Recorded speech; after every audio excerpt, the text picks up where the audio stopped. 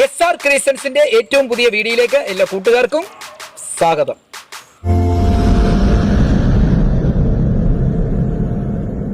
ഇന്നത്തെ വീഡിയോ കത്രിക നമ്മളെ വീടുകളിൽ തയ്ക്കുന്നവരുണ്ടാവാം, അതുപോലെ തന്നെ കടകളിൽ തയ്ക്കുന്നവരുണ്ടാവാം. അവർക്ക് വേണ്ടി മാത്രമുള്ള വീഡിയോയാണ്. 30 വർഷമായിട്ട് ഞാൻ ചെയ്യുന്ന ജോലി നിങ്ങൾക്കും കൂടെ പറഞ്ഞു തരികയാണ്. ഈ വീഡിയോ ഒരു മൊബൈൽ ഫോണിലാണ് എടുക്കുന്നത്. എന്തെങ്കിലും കുറവുകൾ ഉണ്ടെങ്കിൽ ക്ഷമിച്ചേക്കാം, പക്ഷെ ഞാൻ പറയുന്ന കാര്യം നിങ്ങൾക്ക് മനസ്സിലാകും എന്നുള്ളതാണ്. നമുക്ക് ആദ്യം മനസ്സിലാക്കേണ്ടത് ഈ കത്രികയുടെ പോയിന്റ് എന്ന് പറഞ്ഞാൽ എന്താണ്. പോയിന്റ് എന്ന് പറഞ്ഞാൽ ഈ കത്രിക നിങ്ങൾക്ക് കാണാം അല്ലേ? അപ്പോൾ ഇവിടെ ഒരു ചെരിവുണ്ട്. നമ്മൾ ഈ മൂർച്ച കൂട്ടുന്നു എന്ന് പറയുന്ന സ്ഥലത്ത് ഒരു ചെരിവ് ഇങ്ങനെ പോകുന്നുണ്ട്.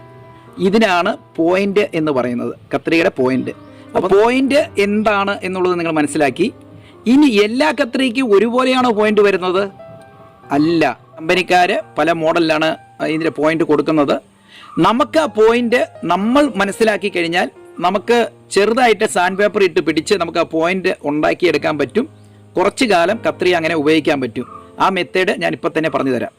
കത്രികയുടെ പോയിന്റ് നിങ്ങൾക്ക് മനസ്സിലാക്കി കഴിഞ്ഞാൽ നിങ്ങൾക്ക് മൂർച്ച കൂട്ടാം എന്ന് ഞാൻ പറഞ്ഞായിരുന്നു. അത് സത്യമാണ്. കാരണം എന്താണെന്ന് വെച്ച് കഴിഞ്ഞാൽ സാധാരണ തുണി മുറിക്കുന്നവർ ഇവിടം തൊട്ട് ഇവിടം വരെ തുണി മുറിക്കത്തുള്ളൂ.